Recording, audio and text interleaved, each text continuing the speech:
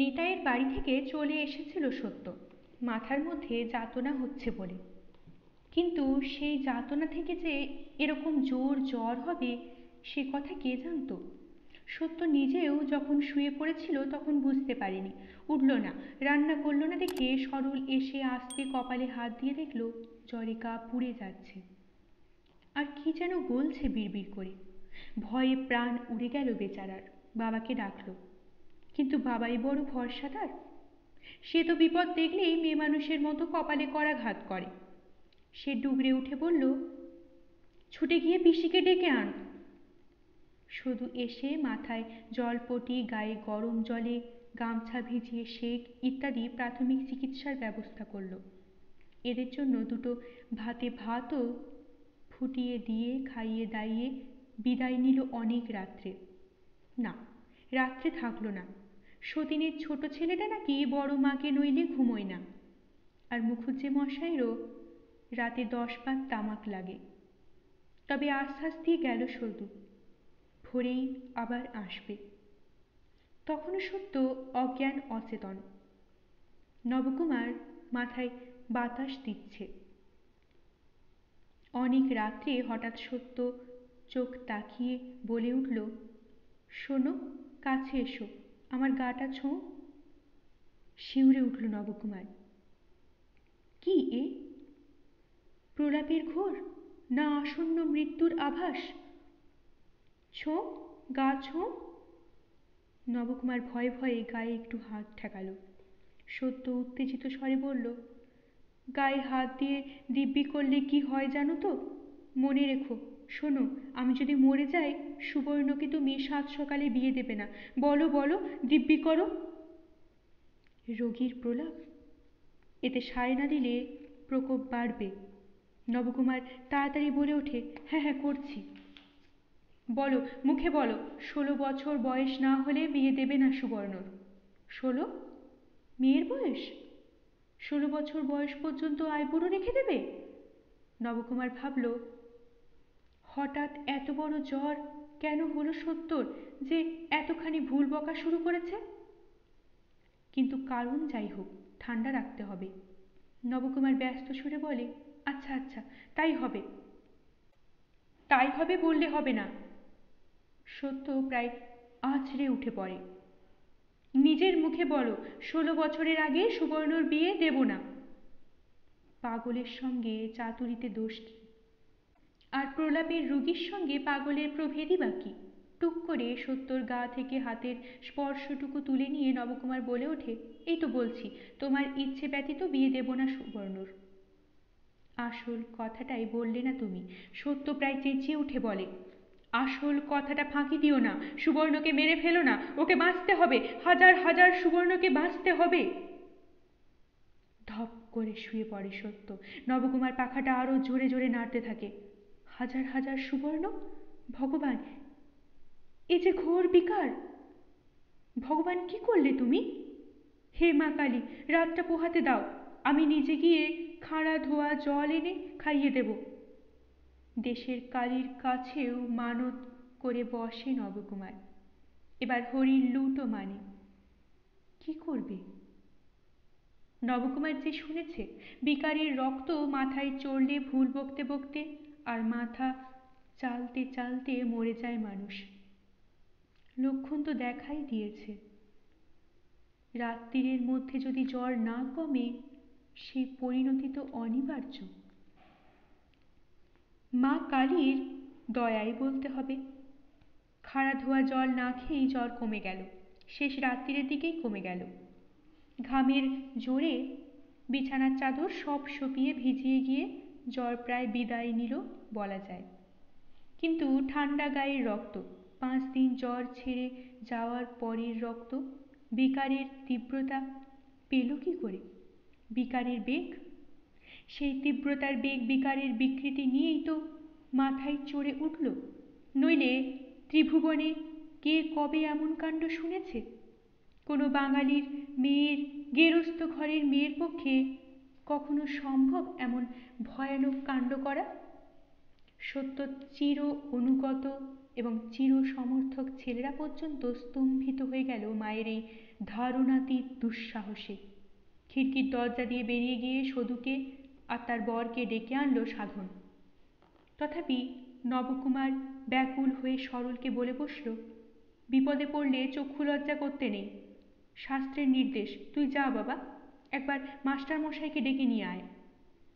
Master মশাইকে? সরল হাঁ হয়ে রইল। বাবা ডাকতে বলছেন তার মাস্টার মশাইকে, যার নাম করেন না, মুখ দেখেন না, সুহাস্তি পর্যন্ত যার জন্য চিরকালের মতো পর হয়ে গেছে। নবকুমার লজ্জাকে চাপা দেয় ব্যস্ততা দিয়ে। হ্যাঁ হ্যাঁ বলছি, তাই তো বললাম না, বিপদের সময় চক্ষু লজ্জা শাস্ত্রের বারণ। তুই আমার নাম করে ডেকে আন, বলগে ভয়ানক গুরুতর কাণ্ড, পুলিশ এসেছে বাড়িতে, বোধ হয় তোদের মার হাতে দড়ি পড়বে। এ শুনলে আর দড়িটা মার হাতে পড়বে কেন? বিপদের সময় চক্ষু লজ্জার নির্দেশটা কোন শাস্ত্রে আছে? সে প্রশ্ন করে না সরল। ফতুয়াটা গায়ে দিয়ে বেরিয়ে যায় রান্নাঘরের পিছন দিকের দরজাটা দিয়ে। এই দৌড়টা ছিল তাই রক্ষে, নইলে সদর চেপে তো বসেছে বাঘা এক সাহেব পুলিশ। কম্পিত কলেবর নবকুমারের এগিয়ে দেওয়া চেয়ারখানায় বসে সত্যকে জিজ্ঞাসাবাদ করছে। হ্যাঁ, সত্যকেই প্রশ্ন করছে। ছোটখাটো ইংরাজি মিশেল, হাস্যকর উচ্চারণ সমৃদ্ধ বাংলায়। আর পাথর বাঁধানো বুক সত্য সেই প্রশ্নের উত্তর দিচ্ছে ঠায় দাঁড়িয়ে। সাহেব পুলিশের নামে ডাকাবুকো মুখুজ্জে মশাইও প্রথমে আসতে চায়নি, কিন্তু সদুর একান্ত ব্যাকুলতায় আসতে বাধ্য হয়েছেন বটে, তবে সদুন্মুখ হননি। পইতে হাতে ধরে দুর্গা নাম জপ করতে করতে সদুর পিছু পিছু সেই পিছন দরজা দিয়ে। ঢোকা মাত্রই সুবর্ণ কেঁদে ওঠে, সদুর হাঁটু জড়িয়ে ধরে বলে, পিসি, মাকে ধরে নিয়ে যেতে গোড়া এসেছে। বালাই ষাট, দুগ্গা দুগ্গা, ধরে নেবে কেন? বলে মেয়েকে কোলে তুলে নিয়ে সদু ফিস ফিস করে বলে, ঘটনাটা কি রে তুরু, হলো কি? সাধন শুকনো মুখে যা বিবৃত করে তার সার এই, সত্যবতী কারোর সঙ্গে কোনো পরামর্শ না করে, কারুকে না জানিয়ে পুলিশ সাহেবের কাছে একটা চিঠি পাঠিয়েছিল। কারুর জবানিতে পর্যন্ত নয়, নিজের নামে। সেই চিঠির সূত্রে এনকোয়ারিতে এসেছে পুলিশ। চিঠির কারণ অদ্ভুত, কারণ অভাবনীয়। নিতাইয়ের বউ ভাবিনীর বনে শোচনীয় অকাল মৃত্যুই নাকি কারণ। মেয়েটাকে তার স্বামী আর শাশুড়িতে মিলে কি রকম নৃশংসভাবে হত্যা করেছে তার জ্বলন্ত ভাষায় বর্ণনা করে দৃপ্ত আবেদন জানিয়েছেন সত্যবতী।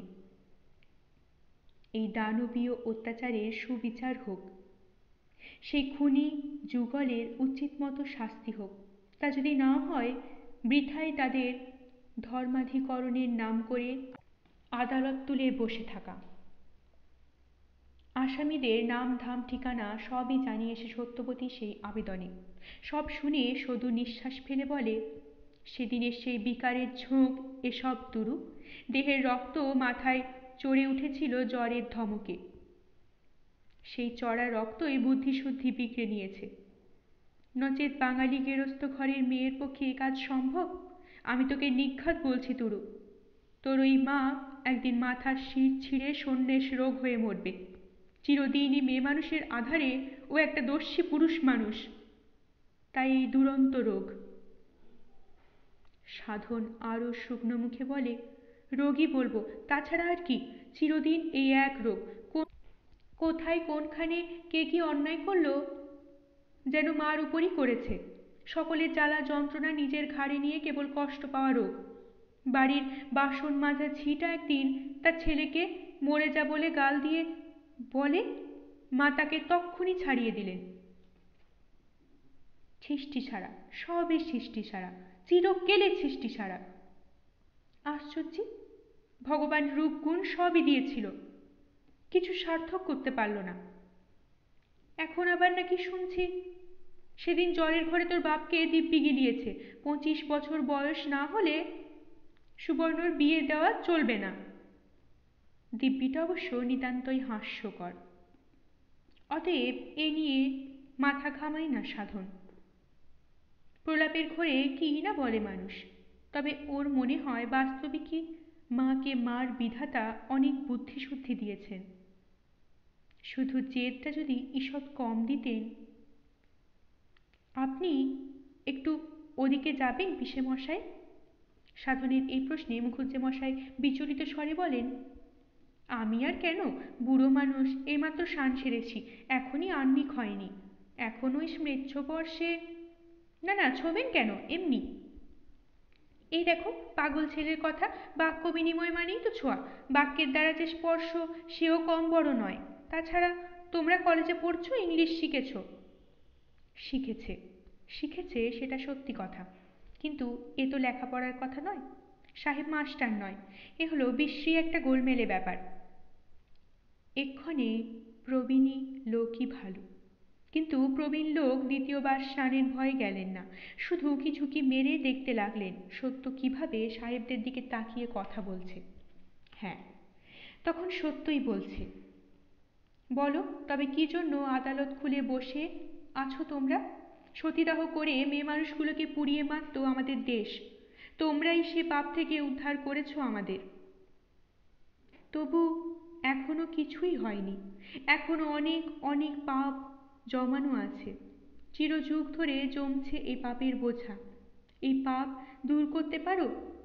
তবেই বলি, শাসনকর্তা সেজে বসে থাকা শোভা পাচ্ছে, নচেৎ পরের দেশে সে রাজাগিরি কিসের? জাহাজ বোঝাই করে ফিরে যাও না। মা।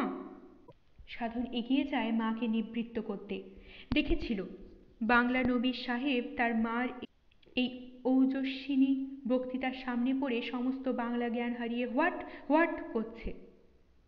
এই বক্তৃতার শোতে দোভাষীর কাজ করতে হলে তার এ পড়া বিদ্যা স্থলকুল পাবে এ ভরসা হলো না। তাই মা বলে ডেকে নিবৃত্ত করতে চাইল, কিন্তু সত্য বুঝি তখন সত্যিই পরিবেশ পরিস্থিতির জ্ঞান হারিয়েছে, তাই ছেলের এই ডাকে ইশারার কর্ণপাত না করে বলতেই থাকে, তোমাদের দেশে তো শুনি মেয়ে মানুষের অনেক মান, অনেক সম্মান, সেই চোখ খুলে দেখতে পাও না? এই হতভাগা দেশে মেয়ে মানুষকে কি অপমানের মধ্যে, কি লঞ্ছনার মধ্যে ফেলে রেখেছে। আইন করে বন্ধ করতে পারো না এসব? নিত্যি নিত্যি অনেক আইন তো বার করছো। বড় বউ। নবকুমার আর থাকতে পারে না, চেঁচিয়ে ডেকে ওঠে। আর ঠিক এই সময় ভবতোর মাস্টার এসে দাঁড়ান সরলের সঙ্গে সঙ্গে। ঢুকবার মুখেই বোধ করি সত্যর এই তীব্র ভাষা তার কানে ঢুকেছে, তাই সত্যকেই উদ্দেশ্য করে শান্ত স্বরে বলে, ভিন দেশের লোক এসে আইন করে এদেশের সমাজের গ্লানি দূর করবে, এ আশা করো না বৌমা। দেশকেই করতে হবে। মাস্টার মশাইকে এ বাড়িতে দেখে অবাক হতে গিয়েও সঙ্গে সরলকে দেখে রহস্যভেদ হয়ে গেল সত্যর কাছে। আস্তে মাথার কাপড়টা টেনে দিয়ে দূর থেকে আলগোছে একটা প্রণামের মতো করে ঘরের মধ্যে ঢুকে গেল। একটা নাকি প্রবাদ আছে, বুক থেকে পাহাড় নামা। ভবতোষ আসার পর নবকুমারের সেই অবস্থা হলো। যাক বাবা, আর তার করণীয় কিছু নেই। এবার সে ঘরে ঢুকে চৌকিতে শুয়ে পড়ে হাত পাখা নেড়ে হাওয়া খেতে পারে। এখন অপেক্ষা মাস্টার আর সাহেবটার বিদেয় হওয়া, তারপর একটা হেস্তনেস্ত করতেই হবে। বহু সহ্য করেছে সে, আর নয়।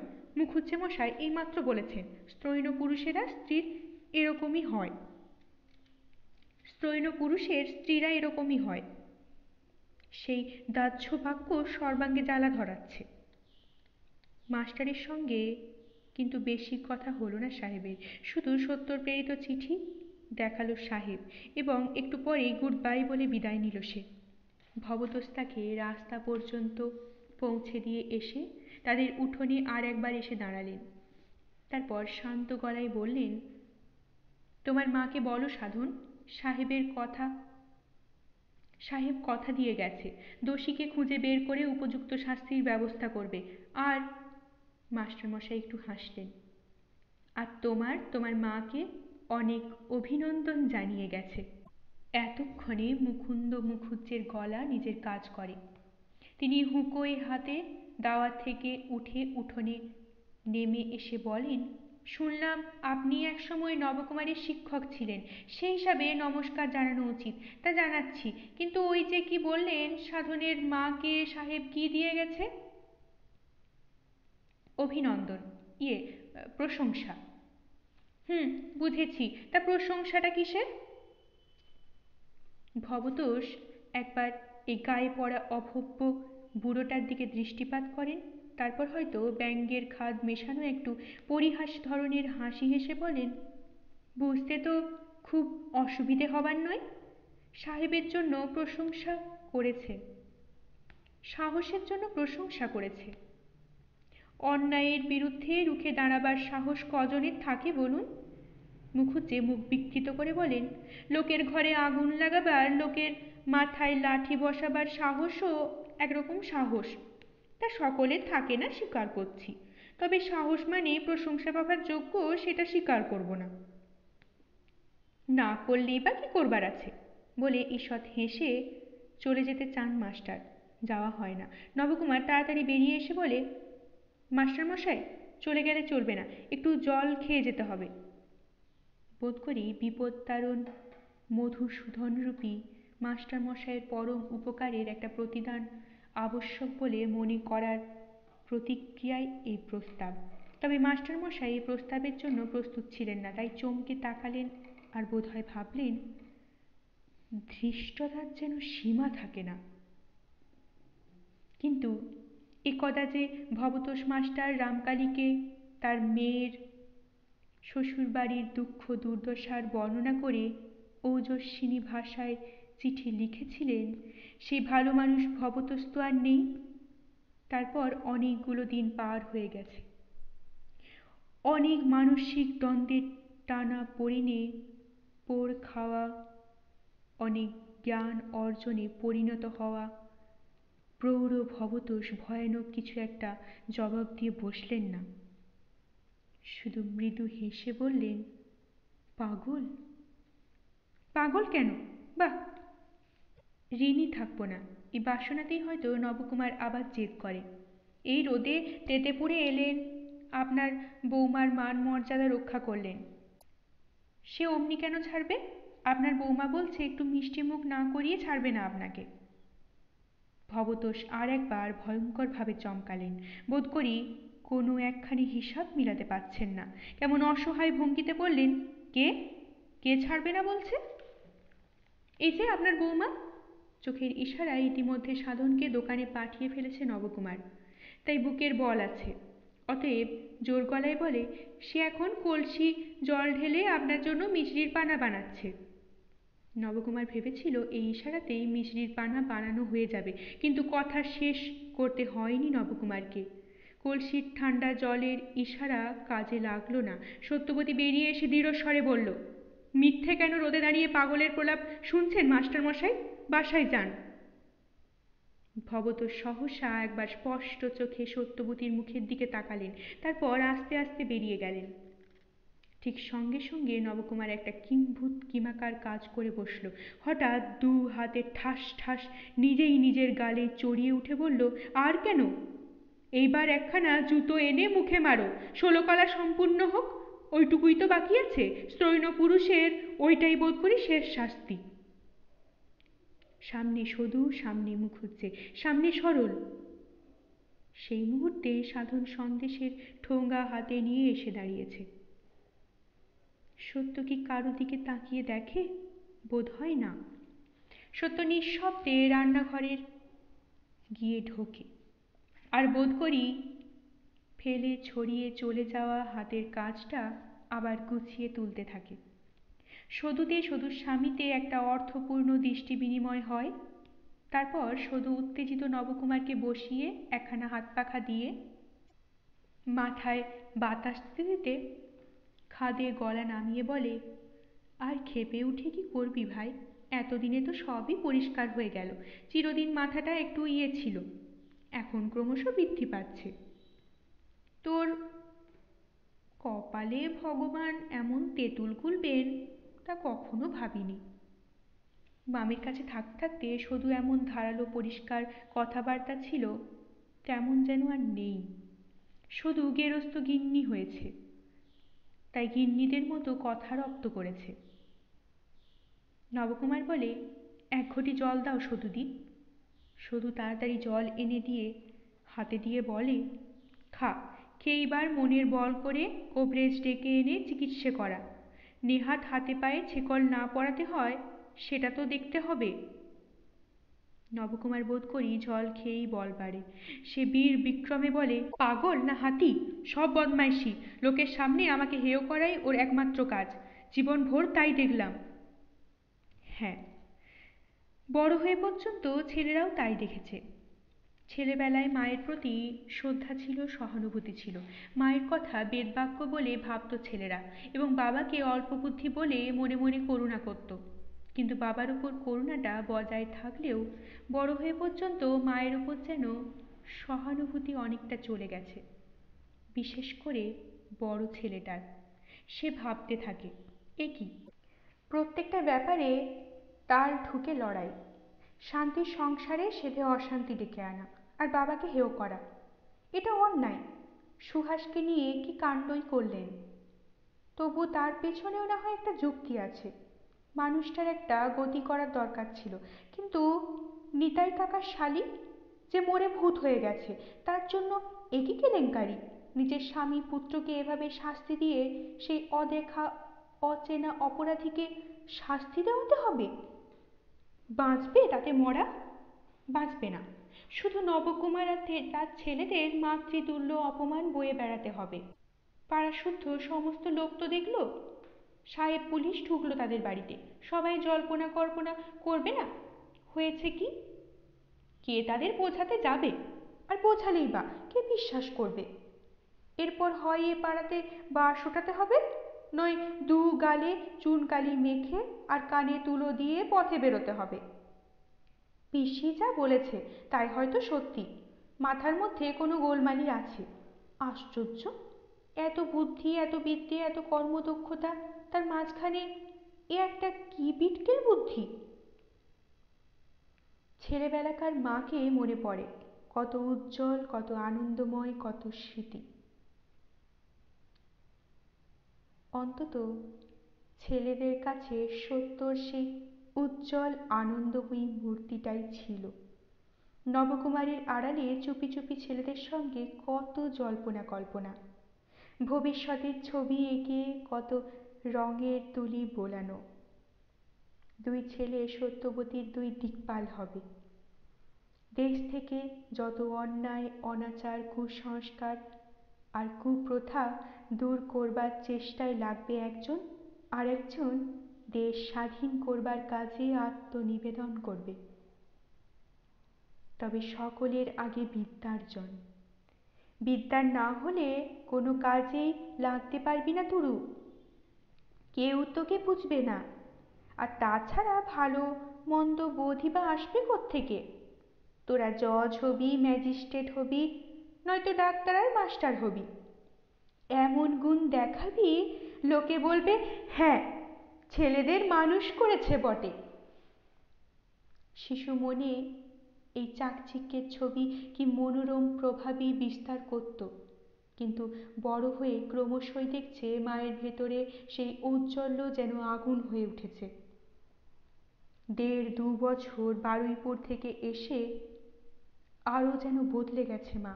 সেই মায়ের জন্য ভালোবাসার থেকে ভয় বেশি আসে। ছোট ছেলেটা অবশ্য অনেকটাই মায়ের ভাবে অনুপ্রাণিত। কিন্তু এই সব চেঁচামেচি, অশান্তিকে সে বড় ঘৃণা করে। সামাজিক বিকৃতির বিরুদ্ধে লড়তে লড়তে মানুষ নিজে যেন বিকৃত না হয়ে যায়, সেটাও তো দেখতে হবে। নিতাই কাকার শালীর মৃত্যুর জন্য মা যা করে বসলেন, তার মধ্যে সাহসের পরিচয় আছে সত্যি, কিন্তু একটু যেন দুঃসাহসী। অন্তত ছেলেদের সঙ্গে তো পরামর্শ করে কাজটা করতে পারতেন। তাছাড়া সাহেবদের যদি তাড়াতেই চাই আমরা, অসুবিধায় পড়ে ওদের সাহায্য চাইতে যাব কেন?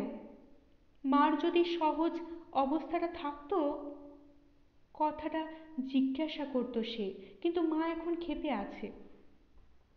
কিন্তু সত্যর ছেলেরা যা ভাবছে তা নয়। সত্য এখন আর ক্ষেপে নেই, সত্য স্তব্ধ হয়ে আছে। আর সত্য এখনকার সমস্ত কিছু বিস্মিত হয়ে শুধু ভাবছে। সত্যর ছেলেরাও সাহেব দেখে ভয় পেয়ে পেছনে থাকলো, এগিয়ে গিয়ে কথা বলল না। মায়ের বক্তব্যটা বুঝিয়ে এবং গুছিয়ে বলবার জন্য মায়ের পাশে এসে দাঁড়ালো না। যে ছেলেদের কলেজে পড়ানোর জন্য জীবন পণ করেছিল সত্য, সেই ছেলেদের ওপরই জীবনের সমস্ত আশা রেখে এসেছে সত্য। হয়তো সত্যর আশাটা একটু বড়। সত্য ছেলেদের ডিগ্রিটাই দেখেছে, বয়সটা দেখছে না। এই ব্যাপারটা ওদের বিচলিত করবার পক্ষে যথেষ্ট। তা বুঝছে না। কিন্তু সত্যি কি বুঝছে না সত্য? সত্য ভেবে পাথর হয়ে যাচ্ছে। সরল কি মাস্টার মশাইকে ডেকে নিয়ে এলো? এতটুকু লজ্জা করলো না? ওরা কি জানে না? দেখেনি মাস্টার মশাইকে কি অপমানিত হয়ে চলে যেতে হয়েছে বাড়ি থেকে? হঠাৎ বিপদ পড়ে গিয়ে তাঁকেই ডেকে আনার মতো প্রস্তাব নবকুমারীর পক্ষে সম্ভব হতে পারে, কিন্তু সত্যর গর্ভের সন্তান স্বচ্ছন্দে সেই নির্লজ্জ কাজটা করতে পারল কি করে? সত্যর মাথাটা ধুলোয় লুটিয়ে দিল সত্যর ছেলে। আর কার কাছে, যেখানে সবচেয়ে সম্ভ্রম ছিল সত্যর? সত্য তবে এখন কি করবে? কাকে জিজ্ঞেস করবে? সারা জীবন আমি যে পথে চলে এলাম সে পথ কি ভুল? রান্নার কাজ শেষ হয়ে গিয়েছিল, তবু চুপ করে বসেছিল সত্য রান্নাঘরে। ডেকে খেতে দেবার সাহস পাচ্ছে না, শুধু চলে গেছে। কাজেই তাকেও ডেকে খেতে দিতে বলতে পারছে না। অনেকক্ষণ পরে সুবর্ণ খেলা ফেলে ছুটে এলো, বলল, আজ বুঝি খাওয়া দাওয়া নেই? শুধু বসে বসে চিন্তা করলেই চলবে? এত কথা শেখার বয়সটা নয়, তবু সারাক্ষণ ঠাকুমা এলোকেশির সঙ্গে থেকে থেকে কথার ওস্তাদ হয়ে উঠেছে। কথা বললে বলছে কার সাধ্যি 6-7 বছরের মেয়ে। অবশ্য কেবলমাত্র এলোকেশির দোষ দেওয়াও অধর্ম। পাকা কথা, প্রচুর কথা, এ তো সুবর্ণর ঐতিহ্য, অনুক্রম। সত্য কি ভুলে গেল সে কথা? তাই সত্য মেয়ের দিকে জ্বলন্ত দৃষ্টিতে তাকিয়ে তীব্রস্বরে বলল, ফের পাকা কথা? সুবর্ণ মায়ের মূর্তিতে ভয় পেল, তাড়াতাড়ি বলে উঠল, খিদে পায় না বুঝি? সত্যর জ্বলন্ত দৃষ্টি ঈষৎ কোমল হয়ে গেল, বলল, দিচ্ছি ভাত, বাবা দাদাদের ঠাঁই করে দাও গে। হ্যাঁ, ঠাঁই করা কি 1 ঘটি জল দেওয়া? এর সুবর্ণ শিখেছে, আরও কাজ শিখেছে। বিছানা পাতা, বিছানা তোলা, তাও টেনে টেনে পারে। পারে মায়ের সঙ্গে বসে শাক বেছে দিতে। কাজে বসিয়ে কাজ শেখাতে শেখাতে বইয়ের পদ্যও শেখায় সত্য মেয়েকে, মুখে মুখে বানান শেখায়। ঠাঁই করতে চলে গেল সুবর্ণ। আর ওর পথের দিকে তাকিয়ে তাকিয়ে ভাবতে লাগলো সত্য, এবার কি তবে শেষবারের মতো এই মেয়েটার ওপরই সব আশা রাখবে সত্য? সুহাসের মতো হবে সুবর্ণ? সুহাসকে সত্য গড়ল, ভোগ করতে পেল না। অবশ্যই মেয়ের সন্তান ভোগ্য বস্তু নয়, তবু সুহাসের যদি এমন অদ্ভুত অঘটনের জীবন না হতো, এমন করে তো চিরদিনের সব সম্পর্ক ছিন্ন করে ফেলতে হতো না সত্যকে। সত্য তাকে দেখতে পেত, নব নব রূপে বিকশিত হতো সে সত্যর চোখের ওপর। এ আর সত্যর দেখার উপায় হলো না। কেমন সংসার করেছে সুহাস! সুবর্ণ সত্যর চোখের সামনে বিকশিত হবে। ছেলেরা শেষ অবধি বংশের ধারায় কাপুরুষই হবে, হবে স্ত্রীবশ। যেমন ছিলেন ঠাকুরদা নীলাম্বর, যেমন নবকুমার। নীলাম্বর অসৎ চরিত্র, তবু স্ত্রীর ভয়ে কাটা। নবকুমার তো কথাই নেই। কিন্তু সত্য আজ নিজেকে বিশ্লেষণ করে দেখছে, সত্য কি নবকুমারের এই বশ্যতার পরিবর্তে উল্টোটা হলে সুখী হতো? অনেকবার মনের কোণে কোণে আলো ফেলে ফেলে দেখছে সত্য হতো সুখী। সত্যর স্বামী যদি সত্যর যুক্তি খণ্ডন করে স্বমতে প্রতিষ্ঠিত থেকে বিপরীতভাবে নিজেকে চালাতে পারত, তাতেও সত্য সুখী হতো? নবকুমার তা নয়। নবকুমার ফি কথায় তাল ঠুকে স্ত্রীর কথার প্রতিবাদ করে, কিন্তু ওই পর্যন্তই। নিজের কোনো মত খাড়া করতে পারে না। শেষ পর্যন্ত সত্যই জয়ী। কিন্তু কেবলমাত্র জয়ী হয়েই কি সুখ? পরাজয়েও কি সুখ নেই? যে পরাজয় স্বেচ্ছায় স্বীকার করে নেওয়া যায়, তেমন পরাজয়ের স্বাদ জীবনে কখনো পেল না সত্য। তবে সুবর্ণই উঁচু হোক, মস্ত হোক, তাই ভালো। মেয়ের কাছে ছোট হবে সত্য। যেন অবাক হয়ে বলতে পারে, বাবা কত বুদ্ধি তোর, কত কথা, এত তত্ত্ব, এত তথ্য শিখলি কি করে? যেন বলতে পারে, সুবর্ণ তুই আমার মুখ রেখেছিস। বাপ ভাইকে গিয়ে এখন জানালো সুবর্ণ। ভাত বাড়া হয়েছে, তারা যেন হাতে চাঁদ পেল। যাক, তাহলে সংসারটা আবার ছন্দে এলো। ওরা তো বসে বসে ভাবছিল আজ আর সত্য রান্না বান্না করেনি। এই মূল কেন্দ্রে বিশৃঙ্খলা ঘটলেই বড় মুশকিল। ওরা কৃতার্থ হয়ে নিঃশব্দে এসে খেতে বসল। নবকুমার যে সাহেবের উপস্থিতির সময় মনে করেছিল ওরা একবার চলে যাক, সে একবার হেস্তনেষ্টটা দেখে নেবে, সে কথা আর মনে পড়ল না। তখন নিজের গালে নিজে চড়ানোর পরই সমস্ত সাহস উপে গেছে তার। এখন অবিরত শুধুর কথাটাই মনে পড়ছে, মাথাটাই খারাপ বউয়ের। খারাপ নচেত আচরণ এমন উল্টোপাল্টা হয়? যাক, তার মধ্যে যেটুকু সোজা করে তাই মঙ্গল। খেতে বসতে পেয়ে ধন্য হলো বাপ ছেলে। সুবর্ণ পাকা গিন্নির মতো বলতে লাগলো, আর দুটি ভাত খাও না বাবা। তার নবকুমার আবার এখন সত্যর মন রাখতে ভাত দুটি নিল চেয়ে। তারপর যখন খাওয়া হয়ে গেছে, তখন সত্য এসে তার সংকল্প ঘোষণা করল। সহজ গলায় বলল, অসুখটা হয়ে অবধি শরীরটা মোটে ভালো যাচ্ছে না, তাই ভাবছি কাশিতে বাবার কাছে গিয়ে কিছুদিন থাকবো। পশ্চিমের হাওয়ায় শরীর স্বাস্থ্য একটু ভালো হতে পারে। নবকুমারের মনে হলো সত্য যেন হঠাৎ তাকে বর দিতে এলো। বোধ করি মনের মধ্যে এই ধরনের একটা সুরই বাজছিল। কিছুদিন কোথাও ঘুরে আসুক সত্য, তাহলে সেও সারবে, নবকুমারও বাঁচবে। কিন্তু এক কথায় কি করে বলা যায়, হ্যাঁ আচ্ছা তাই যাও। তা আস্তে আস্তে ভয়ে ভয়ে বলে, কাশিতে বাবার কাছে? তাই কি সম্ভব? তিনি একা মানুষ, তার কাছে গিয়ে কি করে থাকবে? সত্য সংক্ষেপে বলে, সে যা হয় হবে। সাধন, তুই আমায় পৌঁছে দিতে পারবি না? সাধনকেই প্রশ্ন করেছিল সত্য। বড় ছেলে বলেই করেছিল, কিন্তু সাধন এ প্রশ্নের উত্তর দিতে অকুল পাথারে পড়ল। একা সে নিজের দায়িত্বে মাকে নিয়ে কাশি যাবে? এহেন প্রস্তাবটাই যেন তার কাছে মার আর এক পাগলামি বলে মনে হলো। ছেলের এই বিপন্ন মুখের দিকে তাকিয়ে সত্যর মুখে হঠাৎ সূক্ষ্ম একটা হাসির রেখা ফুটে উঠল, এবং তেমনি সূক্ষ্মভাবে সে বলল, পারবি না বলেই মনে হচ্ছে, তবে থাক। অন্য সময় হলে এ নিয়ে হয়তো ছেলেকে তীব্র তিরস্কার করত সত্য, কিন্তু আজ আর করল না। ওইটুকু বলেই হাতের কাজ সারতে লাগলো। নবকুমারের চোখে ওই সূক্ষ্ম হাসিটুকু ধরা পড়ার কথা নয়, কিন্তু কেন কে জানে পড়ল।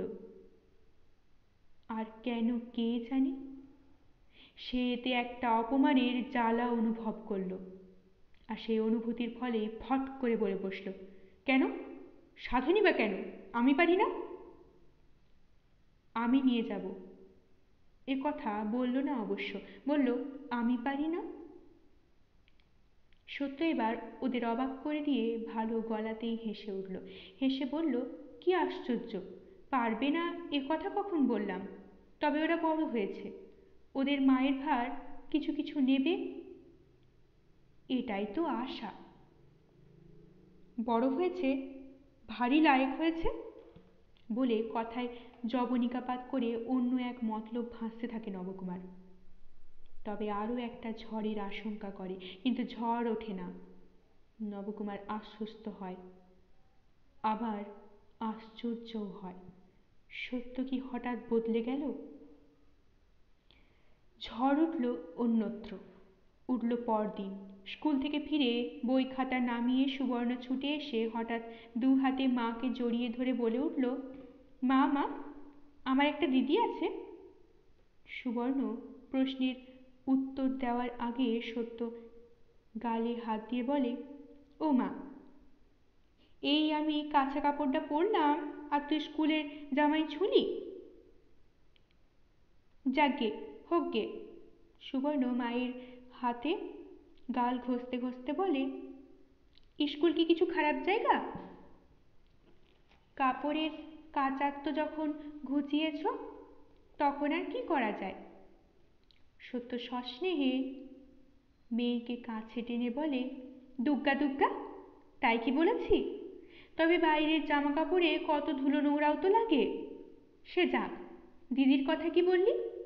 সেই তো বলছি, সুবর্ণ মহোৎসাহে বলে, আমাদের স্কুলে একজন নতুন মাস্টার নিয়ে এসেছেন, তিনি আমার দিদি হন।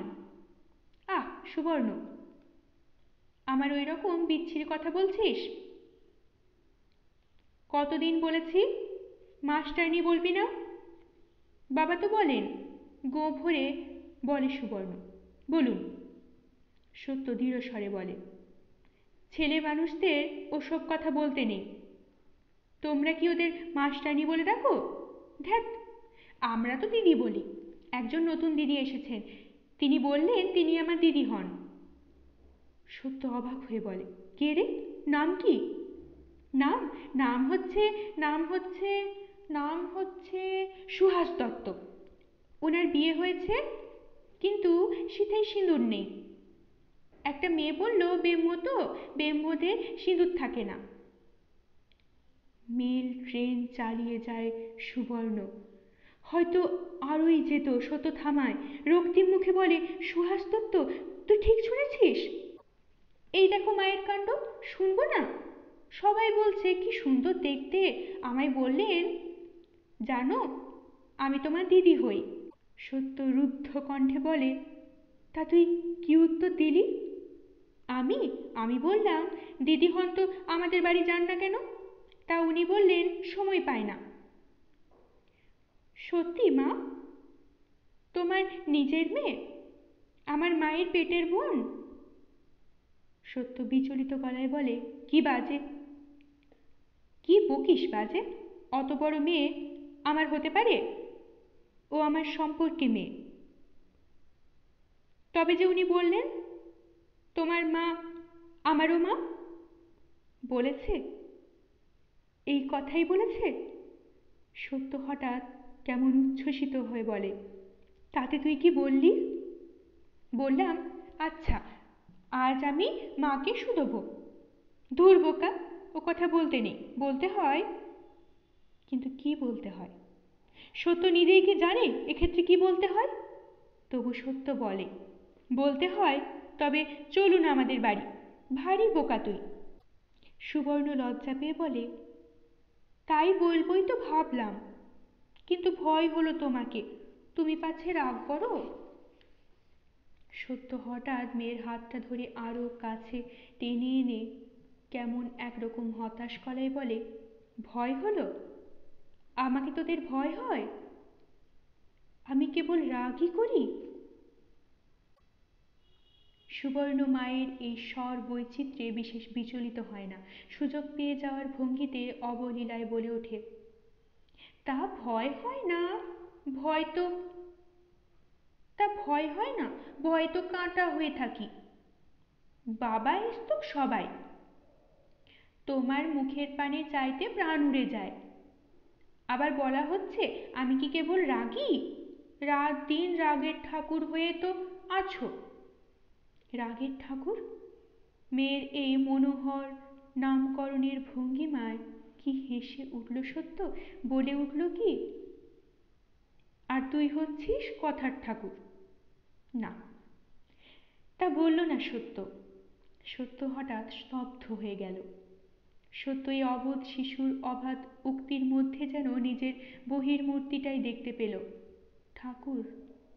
তা ঠাকুরই যদি হয়, তো গাছতলায় পড়ে থাকা রুগ্ন দীর্ণ রৌদ্রের তাপে ঝলসানো এক শ্রীহীন শোভাহীন ভয়ঙ্করী ঠাকুর। স্বামী সন্তানের কাছে অতএব এই পরিচয় সত্যর? প্রীতিকর নয়, ভীতিকর। এলোকেশীর সঙ্গে তফাৎটা কোথায় সত্যর? নিজেকে এই পর্যায়ে তুলেছে সত্য, স্নেহহীন সরসতাহীন পাতা ঝরা গাছের মতো। হঠাৎ কি যে হলো, ভেতরটা মোচড় দিয়ে হু হু করে একরাশ জল উপচে পড়ল সত্যর জোড়া ভুরুর নিচে বড় বড় গভীর কালো চোখ দুটোর কোল বেয়ে। সুবর্ণ অপ্রতিভ হয়ে গিয়ে তাকিয়ে থাকে সেই দিকে। সন্দেহ থাকে না আর। মার সেই বড় মেয়ের জন্য মন কেমন করছে। মুহূর্তেই অবশ্য নিজেকে সামলে নেয় সত্য। কান্না ঝরা মুখে হাসির রেখা ফুটিয়ে বলে, ওই সুহাস তত্ত্ব কেমন পড়াই রে?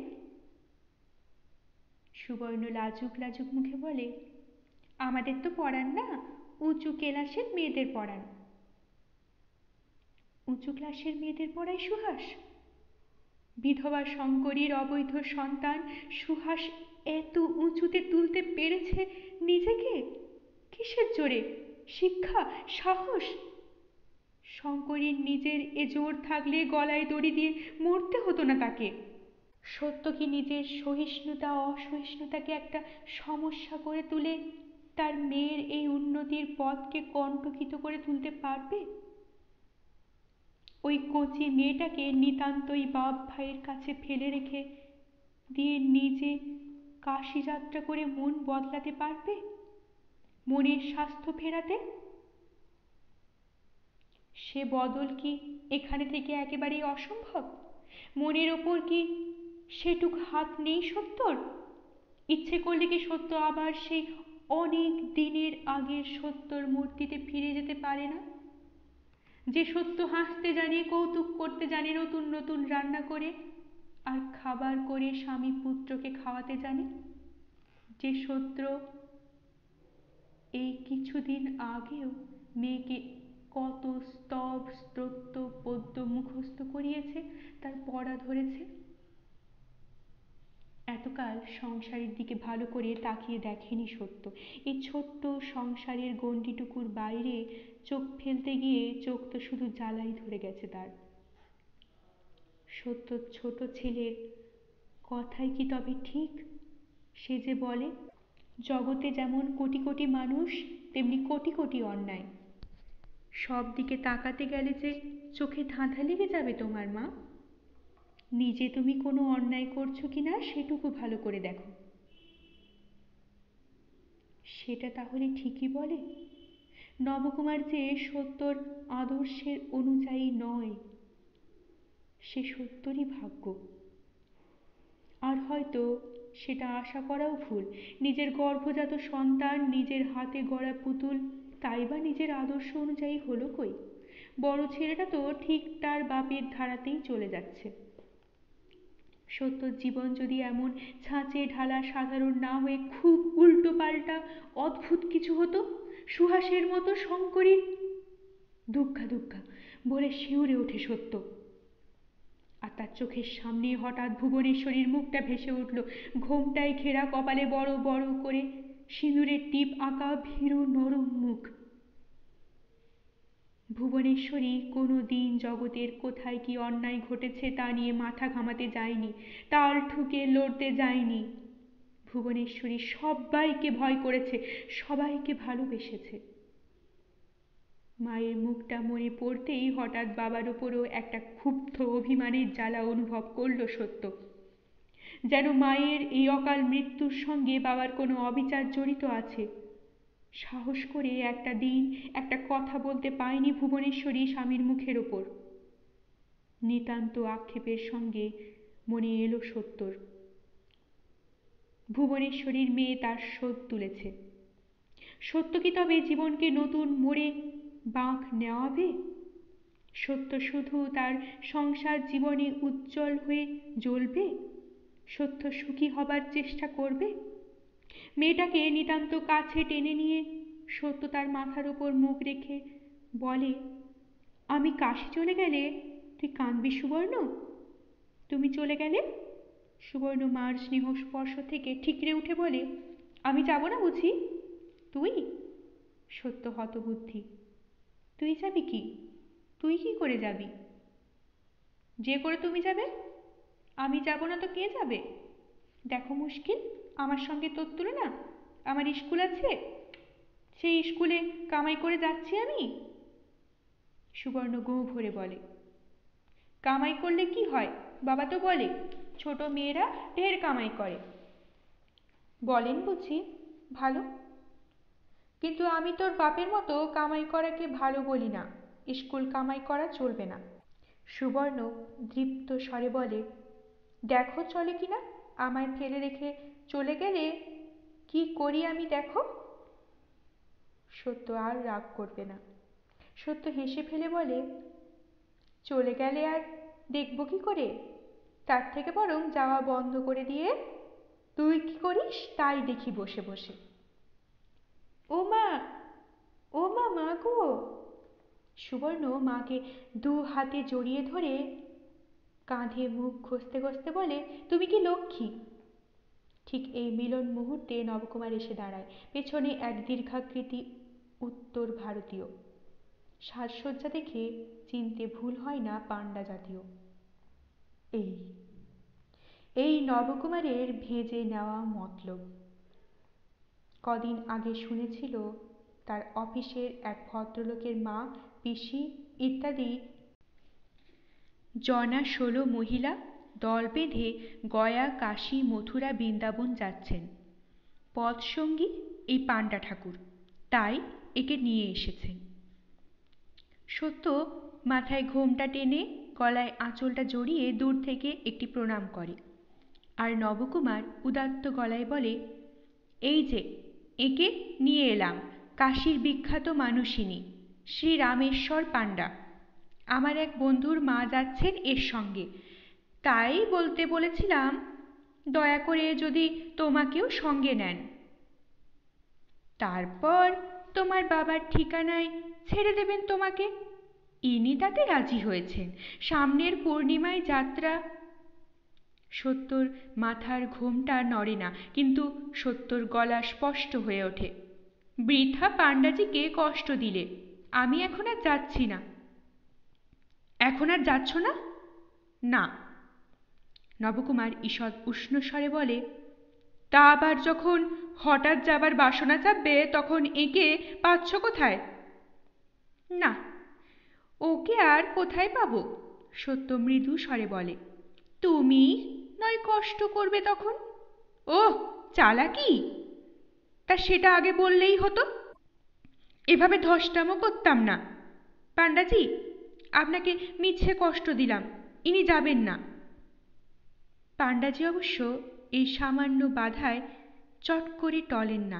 কাশীধামের মহিমা সম্পর্কে অবহিত করিয়ে দেবার জন্যে বহুবিধ বাক্য ব্যয় করেন, কিন্তু সত্য বিনীত উত্তর দেয়, বাবা টানেননি বুঝতেই পারছি, যখন টানবেন তখন না গিয়ে উপায় থাকবে না। নবকুমার ক্রুদ্ধ প্রশ্ন করে, হঠাৎ মত বদলাবার হেতু? সত্য এবার বিনীত উত্তর দেয়, সুবর্ণটা হয়তো ছাড়বে না, সঙ্গে যেতে চাইবে, তাতে অনেক স্কুল কামাই হবে। নবকুমার তো চিরদিনই বিরহে কাতর, তবে হঠাৎ উল্টো সুরে গান ধরে কেন? সত্য কাশী যাবে না শুনেই তো হাঁপ ছেড়ে বাঁচবার কথা তার, তবে চটে ওঠে কেন? তার নবকুমারের মন বলে একটা বস্তু আছে বই কি, আর সে মনের তত্ত্বও আছে। সত্য কিছুদিন কাশি ঘুরে আসতে যাচ্ছে এই ঘটনাটাকে সে মনের মধ্যে বেশ একটু খাপ খাইয়ে নিয়ে বিরহকালীন অবস্থাটা ছকে নিয়েছিল। তার মধ্যে প্রধান কাজ ছিল মাকে কিছুদিনের জন্য কলকাতায় এনে রাখা। মনের মধ্যে কোথায় যেন একটু অপরাধবোধের কাঁটা বিঁধে আছে নবকুমারের বাপ মারা গিয়ে পর্যন্ত। মা আসতে চাননি সত্যি, কিন্তু একবারের জন্যেও অন্তত মাকে মহাতীর্থ কালীঘাট দর্শন করানো কর্তব্য ছিল বই কি। যে কলকাতায় এতগুলো বছর কেটে গেল নবকুমারের, সেখানে একবারও তার মা এলো না। আগে এ চিন্তাটা এত প্রবল ছিল না, হয়েছে কিছুদিন আগে অফিসের এক বন্ধুর ধিক্কারে। বন্ধু শুনে অবাক হয়ে গেছে নবকুমারের মা কখনো কলকাতায় তার বাসায় আসেনি শুনে। নবকুমারকে স্ত্রৈণ বলে ধিক্কার দিয়েছে বন্ধু। সেই অবধি ওই চিন্তাটা পাক খাচ্ছিল মাথায়। আর এ কথাও পাক খাচ্ছিল মাকে এনে স্বাধীনভাবে রাখতে হবে, বউয়ের হাত তোলায় নয়। তাছাড়া আছে কিছু কিছু মতলব। যেসব আচার আচরণগুলো মোটেই দোষণীয় নয়, অথচ সত্যর চোখে দোষণীয়, সেই রকম কিছু কিছু করে নেওয়ার ইচ্ছে ছিল। সত্য থেকে গেলে তাও হয় না তাহলে। যেমন গড়গড়া খাওয়া। জগৎ ব্রহ্মাণ্ডে সবাই গড়গড়া খায়, শুধু সত্যর বরের খাওয়া চলবে না। এ কি জুলুম! সত্যর অসাক্ষাতে অভ্যাসটা পাকা করে ফেলে যদি বলা যায় কবরেজ বলেছিল খেতে, আর এখন না খেলে পেটের মধ্যে গন্ডগোল শুরু হয়, তাহলে ওটা কায়েম হয়ে যায়। নবকুমারের একান্ত বাসনার, একান্ত কামনার নেশাটি। আরও একটা আছে, পয়সার বাজি ধরে তাস খেলা। টাকিয়া ঠেসান দিয়ে শুধু ওই খেলা খেলে কত লোক কত রোজগার করে নিচ্ছে, অথচ নবকুমারের ওপর খাড়া উঁচিয়ে আছে সত্যর মাথার দিব্যি। এত বাধা বন্ধর মধ্যে থাকতে থাকতে প্রাণ হাঁপিয়ে আসে। আচ্ছা, সত্য যখন বারুইপুরে ছিল তখন তো নবকুমার নিরঙ্কুশ স্বাধীনতায় ছিল, তখন কেন এইসব স্বাদ মেটায়নি? তা সেটাও মনস্তত্ত্ব। তখন নবকুমারের মনোভাবটা অন্যরকম ছিল। তখন সদা সর্বদা বিরহের যন্ত্রণাটাই প্রাণকে খাঁ খাঁ করে তুলত। সত্যর অনভিপ্রেত কিছু করার ইচ্ছে হতো না। কিন্তু এখন নবকুমারের মন পাল্টেছে, সেই পুলিশের ঘটনা থেকেই পাল্টেছে। নবকুমার দেখেছে সত্য যেন দিন দিন শুষ্ক কাঠ হয়ে যাচ্ছে। এখন সে যেন দেখতে পাচ্ছে পুরুষ হয়েও সে চিরদিন পরাধীন। সত্যর ইচ্ছে অনিচ্ছে, সত্যর রুচি অরুচি, সত্যর ভ্রুকুটির ভয় নবকুমারকে যেন আষ্টে পৃষ্ঠে বেঁধে রেখেছে। কেন রে বাবা? কেউ তো এমন বন্ধন দশাগ্রস্ত নয়। ওই যে মুখুজ্জে মশাই, কত তার বায়ানাক্কা, কি তার মেজাজ! সদুদি বুড়ো বয়সে ঘর করতে এসেও সব কিছুর ঠেলা সামলাচ্ছে, তোয়াজ করে চলছে। মুখুজ্জে মশাইয়ের বাড়িতেই তো তাসের জমজমাটি আসর। সদুদি ডাবর ডাবর পান সেজে সেই আড্ডায় যোগান দিচ্ছে। কই, রাগ তো করছে না। নবকুমার ওসব ভাবতে পারে? পারে না। এখন নবকুমারের তাই একটু মুক্তির বাসনা জাগছিল। সত্যর আড়ালে শুরুটা করে ফেলে দেখাবে বিদ্রোহ। সে ঘুরে বালি দিল সত্য। তাও কারণটা কি? না সুবর্ণর স্কুল কামাই হবে। এর চাইতে গাত্রদাহকারী কথা আর কি আছে? পাণ্ডা চলে যেতে আর একবার মেজাজটা প্রকাশ করল নবকুমার। বলল, বন্ধুর কাছে মুখ থাকবে না তার, কারণটা শুনলে গায়ে ধুলো দেবে তারা।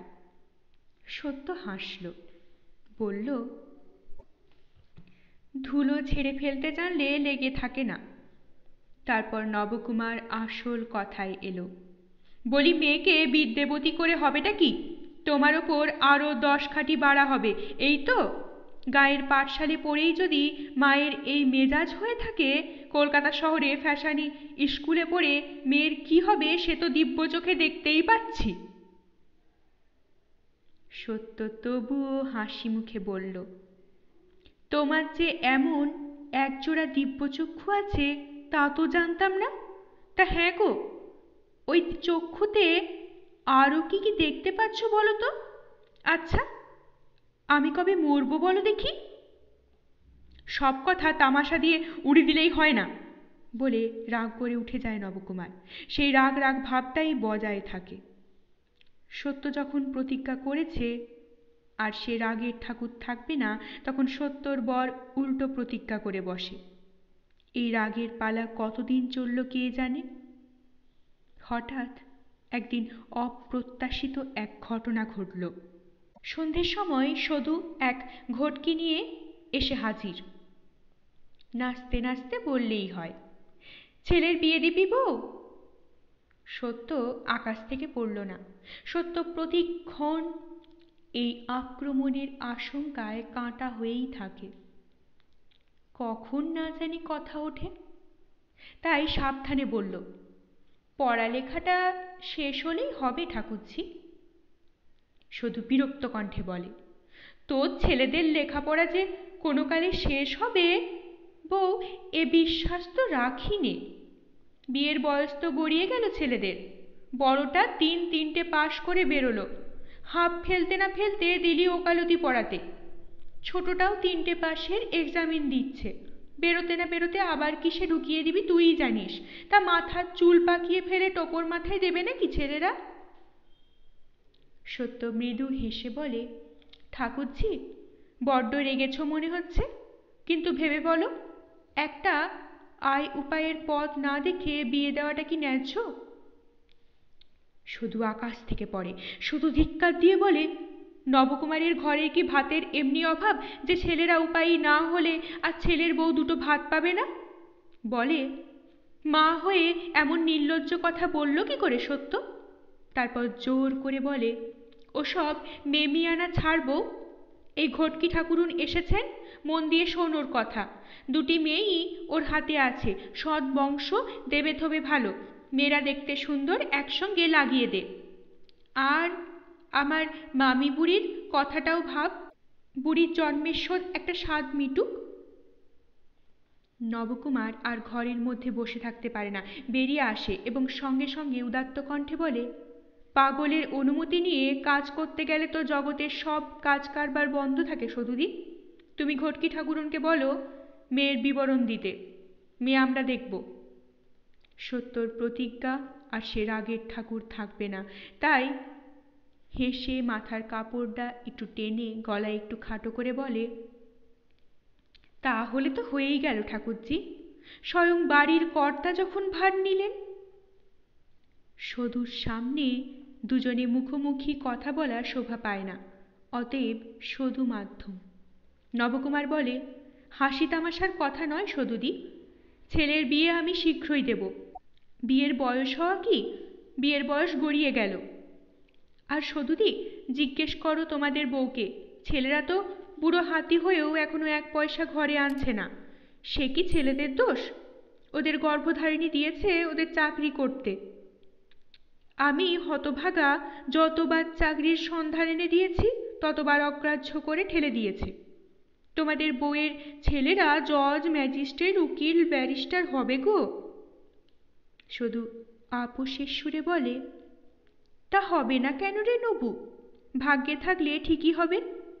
ওসব মানুষের ছেলেরা হয় বই, আর কিছু আকাশ থেকে পড়ে না তারা। কিন্তু তার জন্য বিয়ের বাধা কি? আমি ঘটকি ঠাকুরুনকে বলছি তাহলে বউ। সত্য নির্লিপ্ত কণ্ঠে বলে, তোমার ওপর আর আমি কি কথা বলবো ঠাকুরঝি? আহা, তুই মা, তুই বলবি না?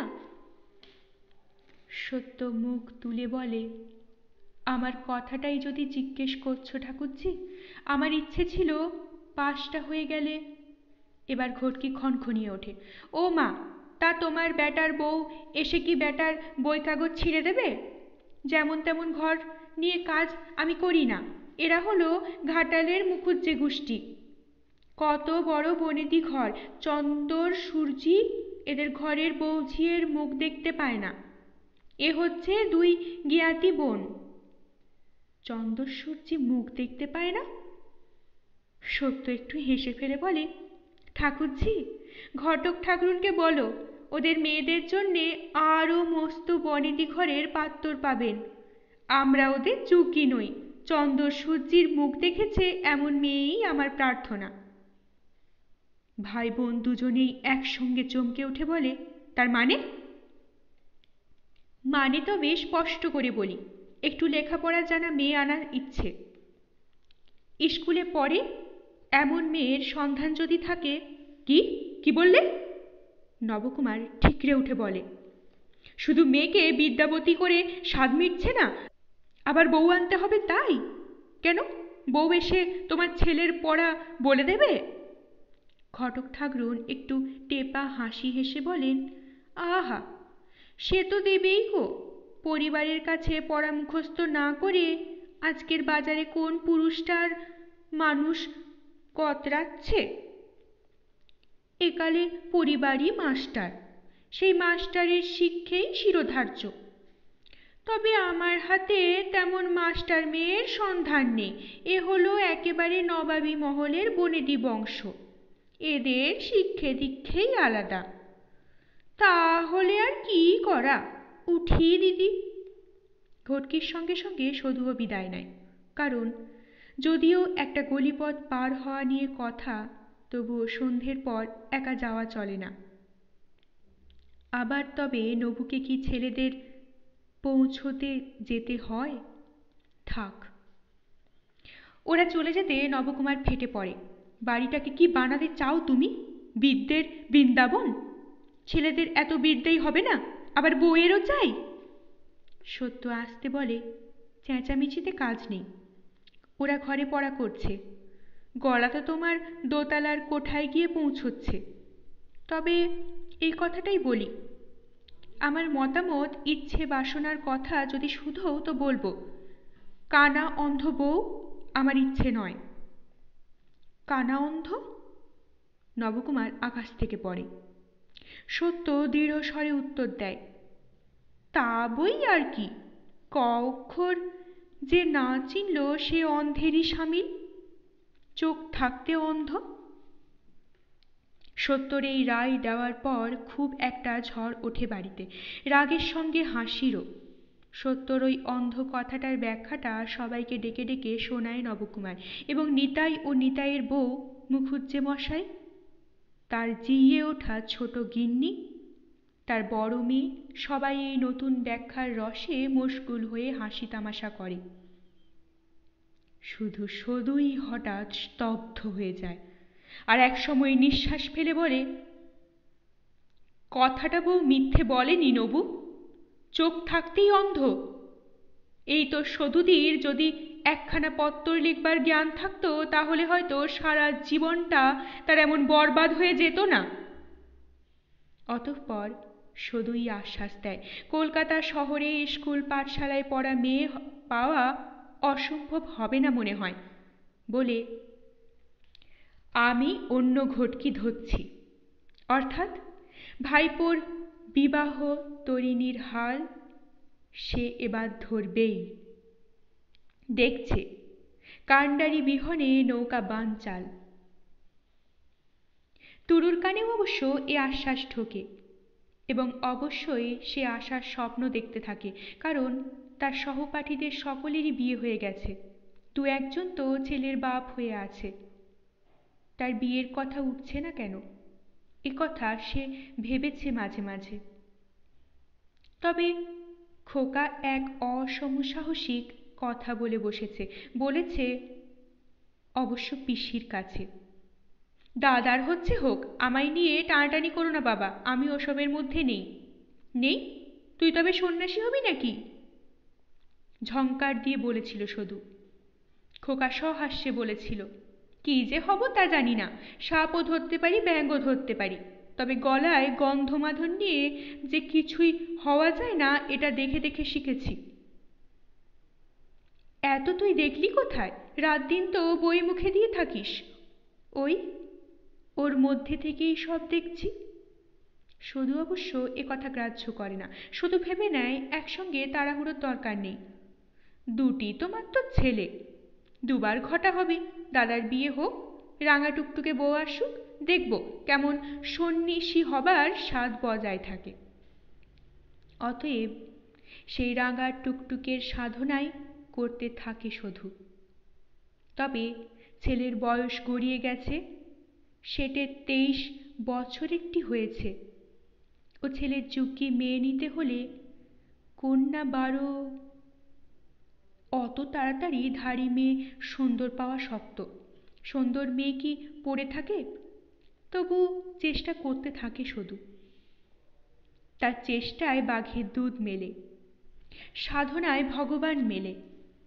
5টা দেখতে দেখতে তরুর বউও মিলল। 12 বছর বয়স, দেখতে ভালো, আবার লিখতে পড়তেও জানে। মেমের স্কুলে পড়েছে 3-3টে বছর। তারপর আর সত্য আপত্তি করবে কোন পথ দিয়ে? না, সত্য আপত্তি করল না। সত্য তার বড় ছেলের মন বুঝেছে, কিন্তু আপত্তি এলো অন্য দিক থেকে।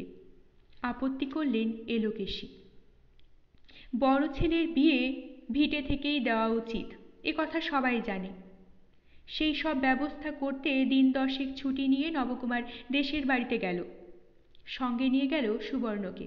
সুবর্ণই বায়না ধরল ওর গরমের ছুটি পড়েছে। সত্যর ইচ্ছে হচ্ছিল না এতদিন মেয়েটা কাজ ছাড়া হয়। তাছাড়া ছুটির মধ্যে পড়া তো তাহলে গাছে উঠল। এই 10 দিন এমনি কাটবে, তারপর ভাইয়ের বিয়ে। তবু না করাও শক্ত।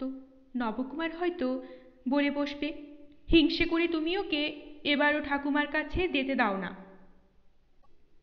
কাজেই হেসে মেয়েকে বলল, যা তবে, গাছের আম খেয়ে খেয়ে মোটা হয়ে আয়। দাদার বিয়েই খাটতে হবে মনে রাখিস। নবকুমার বলে, দেখো তোমার মেয়ের ওই ঘাগরা টাগরাগুলো দিও না, ও থাক, কাপড় চোপড় যা আছে তাই দাও সঙ্গে। সত্য বুঝল পরামর্শটা সমীচীন। নাতনির পরনে ঘাগরা দেখলে এলোকেশী রসাতল করবেন। অতএব মায়ের দরুন একখানি পুরনো নীলাম্বর জামদানি পরে আর নিজের শাড়ির সম্বলগুলো দিয়ে মহোৎসাহে বাপের সঙ্গে রওনা দিল সুবর্ণ। আর সেটাই বোধ করি কাল হলো। ভিটেই পা দিতে না দিতেই ঘটল বিপত্তি। এলোকেশী সেই শাড়ি জড়ানো নাতনি দেখে হৈ হৈ করে বলে উঠলেন, ব্যাটার বের তো তোড়জোড় করছিস না বা? বলি এত বড় ধিঙ্গিধারী মেয়ে ঘরে পুষে কেউ ব্যাটার বে দেয়? আর একটি মহিলা সভা উজ্জ্বল হয়ে বসেছিলেন। তিনি চিনি চিনি করেও চিনতে পারেন না নবকুমার। তিনিও বলে ওঠেন, কি ঘেন্নার কথা, এত বড় মেয়ে নবুর, ও মা! আর নবুর ছেলের বিয়ের ভাবনা ভাবছে। এলোকেশী অতঃপর তার ছেলের বউয়ের যথেচ্ছাচার ও ছেলের ভেরুয়া অবস্থা নিয়ে তীব্র সমালোচনা করে বলেন, আমি এই তো কে বলে রাখছি মুক্ত, ওই বউয়ের বুদ্ধির দোষে এ বংশের 14 পুরুষ নরকস্থ হবে। নবকুমার মৃদু কণ্ঠে বোঝাতে চেষ্টা করে, মেয়েটার বয়স আর কত, 8 বই তো নয়। গরমটা ওর মার মতো বাড়ন্ত বলেই ছেলেরই বরং বয়স গড়িয়ে গেছে। 2 মহিলার প্রবল কণ্ঠ প্রতাপে সে কথা দাঁড়ায় না। ওরা বলেন, ওই মেয়ে 8? কেউ তো আর ঘাসের বিচি খায় না। আশ্চর্যের কথা, এলোকেশীও নাতনির জন্মকাল বিস্মিত হন। আর নাতনির বয়স 23 হলো, সে কথা মানতে চান না। কিছুক্ষণ পর নবকুমার টের পায় মহিলাটি নবকুমারের সৈমার কন্যা মুক্তকেশী। দিন কয়েকের জন্য তিনি তার সৈমার কাছে এসে অবস্থান করেছেন। বেচারি সুবর্ণ ভেবেছিল এসেই পেয়ারা গাছে উঠবে, পুকুরে ছুটবে, পাড়া বেড়াবে, ফুল তুলবে। সে জায়গা কিনা এসব আলোচনা? থতমত খেয়ে দাঁড়িয়ে থাকে বেচারা। এলোকেশী অবশেষে রায় দেন, ছেলের বিয়ে দিচ্ছ দাও, তোড়জোড় করে মেয়ের পাত্র খোঁজো, যাতে এক যজ্ঞিতে কাজ হয়, 5 জনে না ধিঙ্গি আইবুড়ো মেয়ে দেখে 5 কথা বলতে পারে। মুক্তকেশী মহোৎসাহে বলেন, এ মেয়ের পাত্তরের অভাব হবে না সইমা, রূপের ডালি মেয়ে, আজ বললে কাল হবে, আমি দেখছি। কিন্তু ঠিক এইখানেই হঠাৎ এক বজ্রপাত হয়। সুবর্ণ ঝট করে বলে ওঠে, ইস, এক্ষুনি বিয়ে হলেই হলো, মা তাহলে বাবাকে মেরে ফেলবে না? আমি বলে এখন নতুন কেলাসে? কথা শেষ হলো না, তীব্র তীক্ষ্ণ একটা আর্তনাদ যেন ঝড়ের বেগ নিয়ে আছড়ে পড়ল সুবর্ণর ওপর। কি বললি, কি বললি? মা বাবাকে মেরে ফেলবে? ওরে নবা, এ কথা শোনার আগে আমার মরণ হলো না রে। ওরে, স্কুলে পড়িয়ে এই বিদ্যে করছিস তোর মেয়ের? অমুক্ত, 1 ঘটি জল এনে আমার মাথায় থাবড়া, নইলে ব্রহ্ম তেলও ফেটে যাবে। কোন কামরূপ কামিক্ষী ডাইনির হাতে আমার একটা মাত্র সন্তানকে সঁপে দিয়ে বসে আছি, তুই দেখ মুক্ত। মার এই আক্ষেপোক্তিতে দিশেহারা নবকুমার হঠাৎ আর কিছু না পেয়ে মেয়েটার গালে ঠাস করে চড় বসিয়ে দেয়। ভালো লাগলে অবশ্যই লাইক করবেন, শেয়ার করবেন। পরবর্তী পর্বে চোখ রাখতে চ্যানেলটিকে অবশ্যই সাবস্ক্রাইব করবেন ও প্রতিটি পর্ব মিস না করার জন্য বেল আইকনটি প্রেস করবেন। আপনাদের অভিমত কমেন্ট বক্সে অবশ্যই জানাবেন। অনেক ধন্যবাদ, নমস্কার।